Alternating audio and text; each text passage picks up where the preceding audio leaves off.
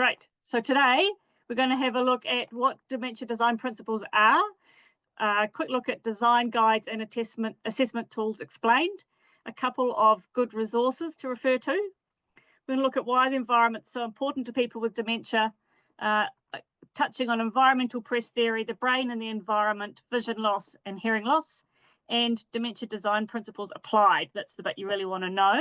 A few tools for retrofitting. So we're going to look at tonal contrast, colour and pattern, clear signage and glazed cupboards and open shelving. Before I go any further, I want to stress that this is a whole universe of research, and we're only going to cover a few little bits today that I think might be helpful to everybody. So next.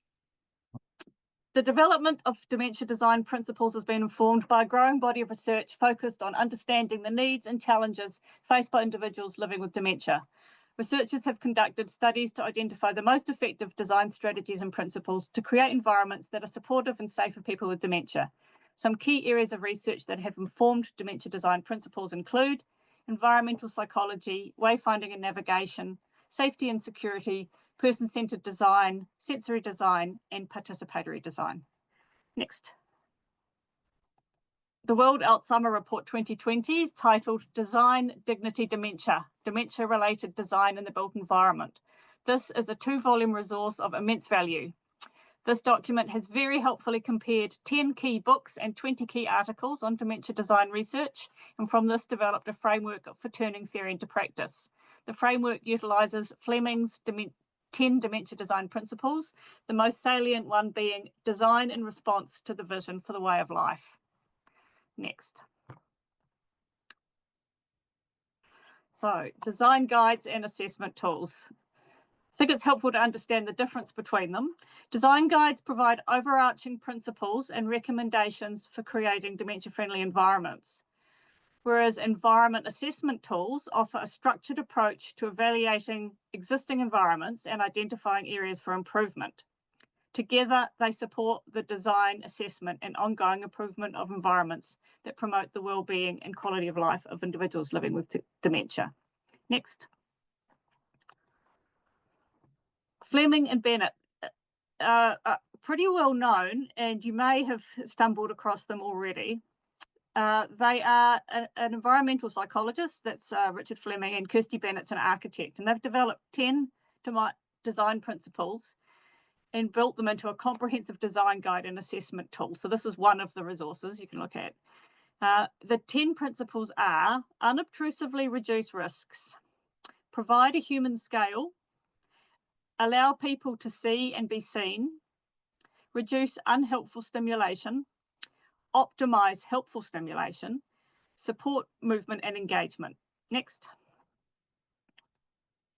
Create a familiar place, provide a variety of places to be alone and with others in the unit and in the community, or in the home and in the community. And most importantly, the overarching one, design in response to the vision for the way of life. What that means is the environment needs to be congruent with the care practice that's there. So if it's an institutional or commercial multi-residential setting, that might be religious, it might be hotel-like, it might be a green care farm, whatever that philosophy is, it needs to work hand in glove with the built environment. Okay, the other key guide is the brand new Australian guidelines and principles document, and it works on wanting to achieve the same things, but it's expressed in only 4 principles, and it's also supported by an online assessment tool. So these principles are enable the person, next, cultivate a home,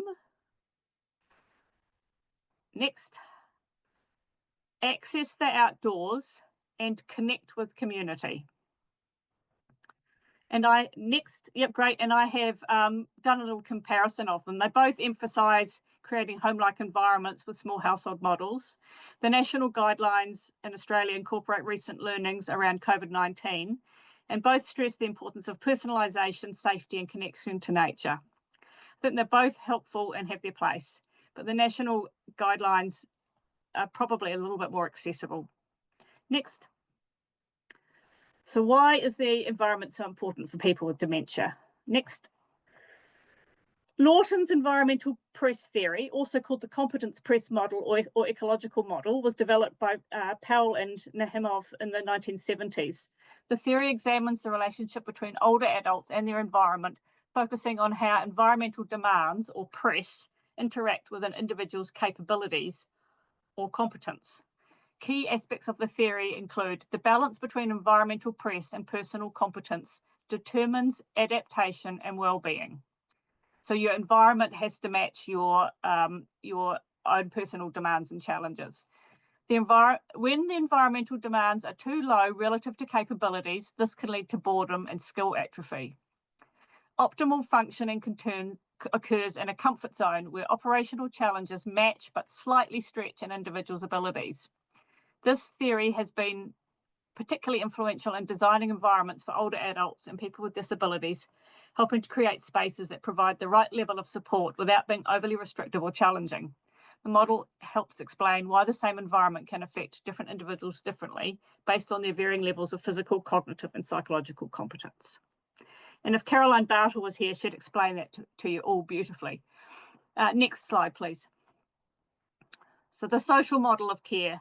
I probably won't go into it because I can sense I'm probably going over time already, but there is a medical model and there's a social model, and they have different relationships with how with the importance of the environment. Next. The brain and the environment. Okay, everyone with dementia has their own unique journey and will experience a unique set of symptoms. Depending on which dementia or dementias they have, they will have a different set of challenges. The idea of dementia enabling environments is that they help bridge these challenges and help people to utilize their strengths. Next. Right, aging eyes. As we all age, our eyes deteriorate. This can be compounded by damage to the occipital lobe. By 60 years, the pupils may decrease to about 1/3 of the size. We have reduced speed of adaptation to change in light level. There'll be increased sensitivity to glare. The eye muscles will become less able to fully rotate the eye, and we can experience reduced peripheral vision or side vision, reduced visual acuity or sharpness, reduced depth perception, and reduced sensitivity to contrasts. Next. And people with dementia can also experience a range of sight conditions that include macular degeneration and visual field loss. Next. Also glaucoma, diabetic retinopathy, and cataracts. Next. And if this isn't enough, we all also experience a yellowing of the lens, which reduces the vivid nature of colours, making them washed out. Next, colour blindness. Alzheimer's patients can experience significantly impaired colour and also contrast sensitivity. This gives a visual impairment, which is rather like Triton colour blindness or tritonomaly. This blue colour discrimination impairment has also been reported for other diseases. Next. And some people may experience illusions, misinterpretations, and even hallucinations. Next. So to summarise that, individuals living with dementia may have difficulties in reduced visual acuity, reduction in peripheral visual field, changed colour perception, blurring, decreased contrast sensitivity, decreased depth perception, difficulty readjusting one's spatial orientation, difficulty judging the height of the floor, or inability to find an item even if it's directly in their peripheral field, difficulty positioning oneself on a seat or solving visual illusions, and perceiving glare as water on the floor. Next. Another significant issue for people with dementia is hearing loss and sensitivity to too much sound. Age is the biggest single cause of hearing loss. We begin to lose a small amount as young as 30 or 40. As hearing starts to deteriorate, high frequency sounds such as female or children's voices may become difficult to hear. This can make understanding speech in background noise very difficult. Next. Noise is recognised as a source of stress, causing a physiological reaction in our body. It affects our ability to undertake common tasks, especially those requiring memory and reading. Next. Dementia-enabling environments manage the stimulation levels of the 5 senses to good advantage. Smelling cooking food stimulates the appetite. Hearing favourite music can increase engagement, and so on. Next. Okay, so getting to the bit that's useful. There's quite a lot of tools that can be applied that can be used to apply dementia design principles. I'm going to just look at the ones that can be applied easily without a huge amount of cost. So they're using tonal contrast, using colour and pattern, using good signage, and using glazed joinery or open shelves. Next. So in order to give you these little hot tips, we need a little bit of understanding about colour theory. The hue is the name of a colour, so that's red or green or blue, which is the top rainbow there. And then saturation is the depth of colour, which is the colours that go from light pink to dark pink if you don't have colour blindness. And tone is how much light reflects off the surface. So that's the third one down, which is where it's grey scale. And light reflectance value, or LRV, is the measure of tonal contrast. So that's the one that's really important to us. People talk about using contrasting colours. What they really should be talking about is using contrasting tone. So if you turned everything into a black and white photo, how different is the greyness? You can use that to advantage or disadvantage. You can use it to make things easier to see or more difficult to see, depending on the situation. Next. So here's an example of using tonal contrast, and it's for better or for worse. You know, if you have got white food on a white plate on a white tablecloth, locating your evening meal is going to be a lot more difficult than if you've got white food on a red plate on a tablecloth that is perhaps white again. So you've got, again, it could be all black and white. It could be white food on a black plate on a white tablecloth. So it's about how much light reflectance value difference there is. And it's particularly useful in helping people to find grab rails, toilet seats, things like that. Next one for me, please. So when you apply it to the built environment, you can apply it to walls, doors, carpets. So is it easy to distinguish where the door is in the wall? Is it easy to distinguish the doorknob on the wall, on the door? Is it easy to distinguish where the flooring terminates and the wall starts? All those things will support people to move, navigate their environments with comfort. Conversely, if you've got an environment that's not been very well designed and it's got a door to a destination that's not appropriate because it's, you know, it could be the boiler room or something, then you need to be painting that door so that it's the same tone as the walls around it, and then it's going to disappear. So next one. So it's really a great little tip if you're doing a renovation is to have a look at how your flooring is contrasting. So if you've got some vinyl budding up to some carpet and they're very different tonally, so it's actually not a particularly good example to understand, but if you've got carpet budding up to vinyl, you want them to be the same amount of greyness if you take a black and white photo. And if there's a transition strip between them, that needs to be the same as well. And I've found there's a lot of problems with floor junctions being different tone. And remember, it's not the colour, it's the amount of greyness. So opportunities to fix that should be taken.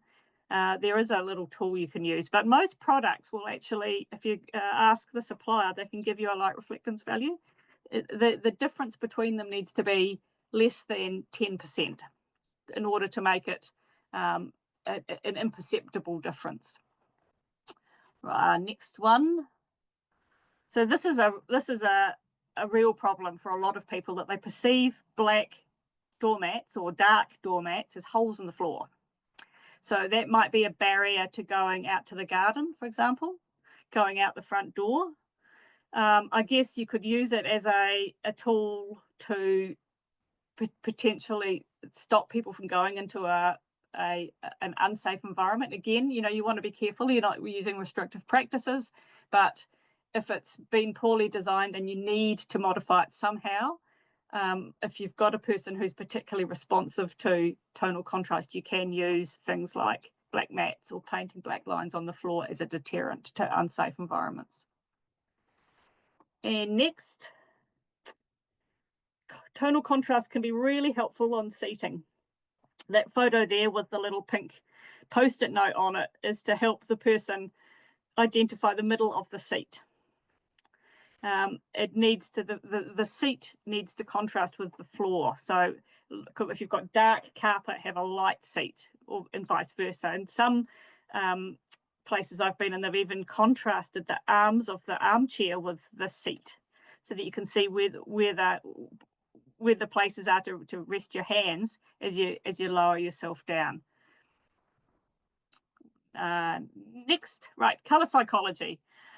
Colour psychology is quite a popular idea, but it's been quite well researched in dementia, and they have decided that there is no accurate evidence to support it for people with dementia. Of course, everyone with dementia, like everyone without dementia, will have a personal response.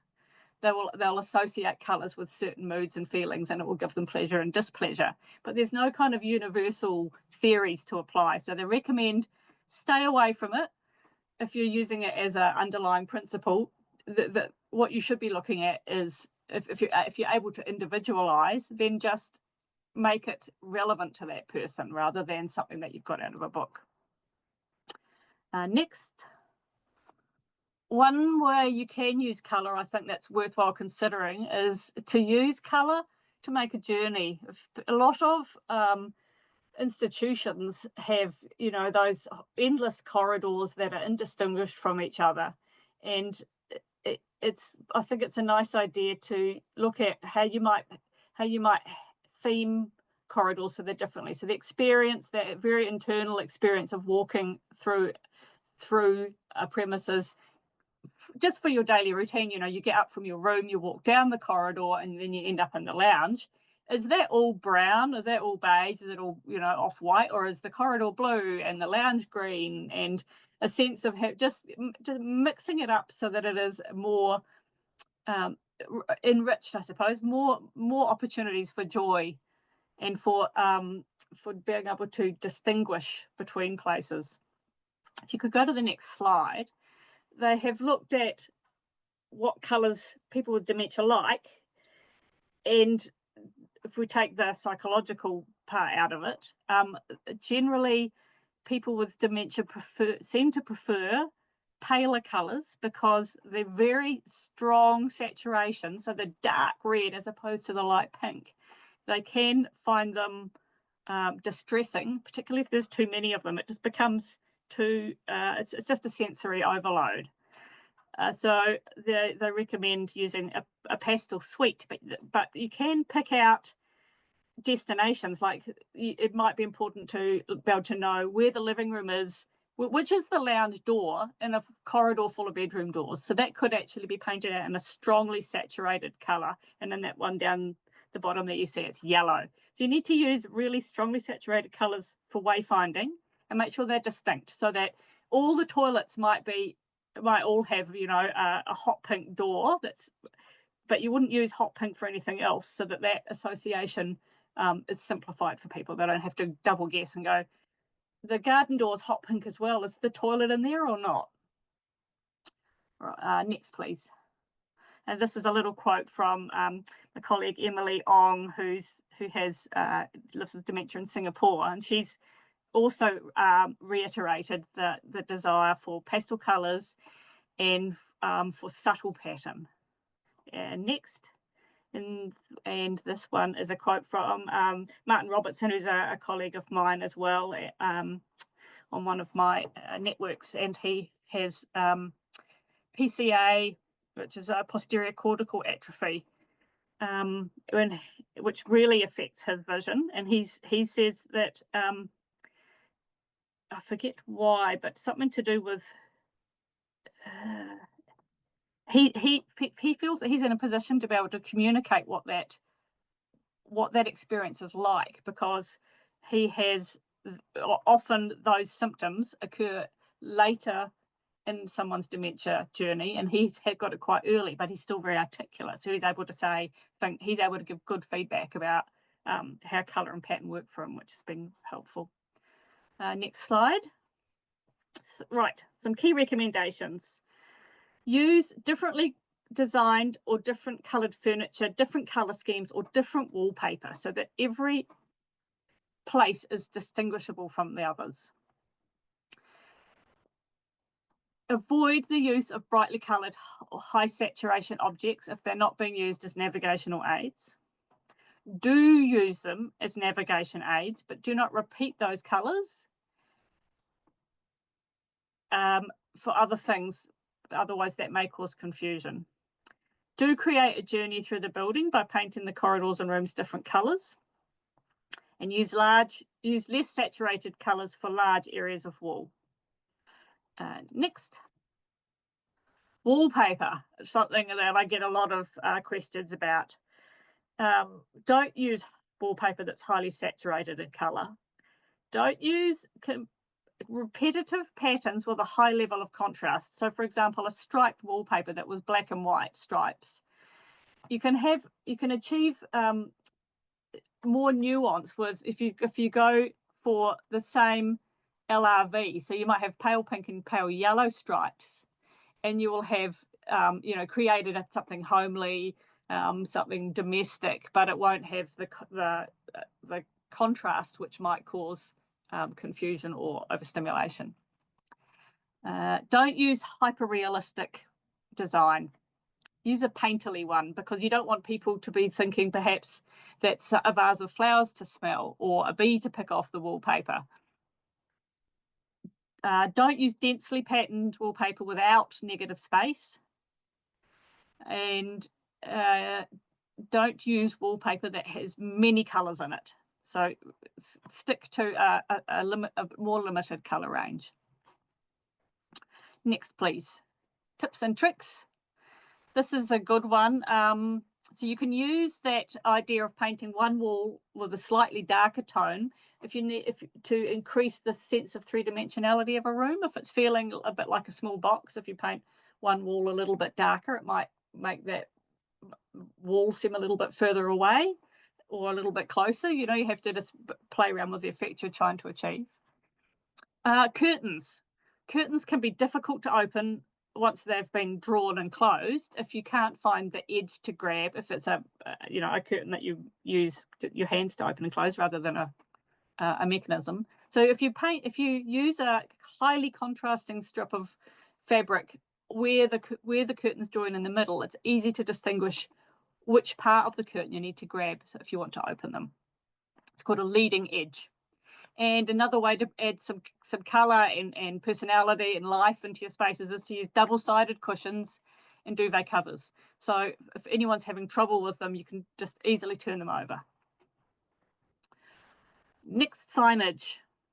This is very short, but they recommend that it's a very brief message with only the essential information on it.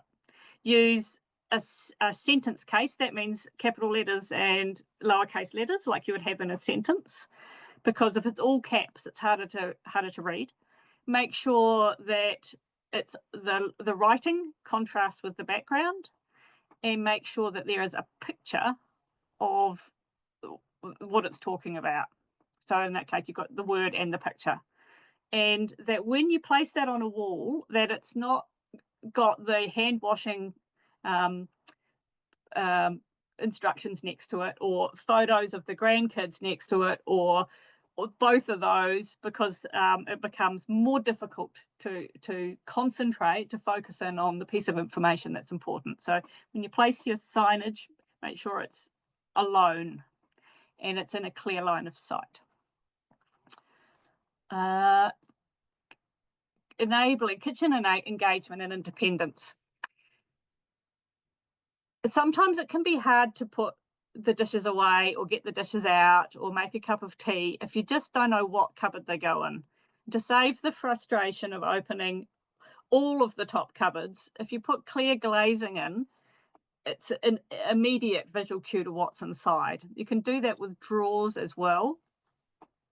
And you can do just a wee warning that we're going to have to be winding up, which is such a shame. I think we're almost there. Next one, you can do the same thing with cupboards. have a glazed piece, and then you can have a selection of things behind the glazing that might be appropriate for today. You know, three blouses that are good for the weather, and put the rest behind the one that's closed. My last comments are around refurbishments.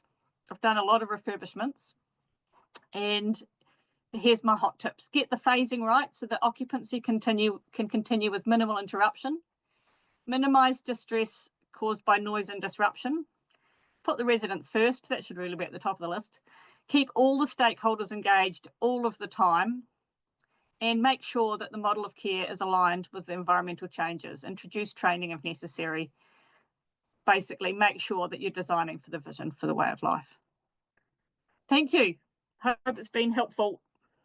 Hugely helpful, Sarah. That was amazing. And I think whatever environment people are thinking of, there's some great tips to take away. So that's just brilliant. And just to let people know that we'll be sending out email next week that will access so that you can find the links that Sarah referred to, have a look through the information again, and even watch the video again if you would like. The last slide has got some references and there's some example design guides as well on the very last one, which will come out if you share the slideshow. Oh, brilliant. Thank you so much.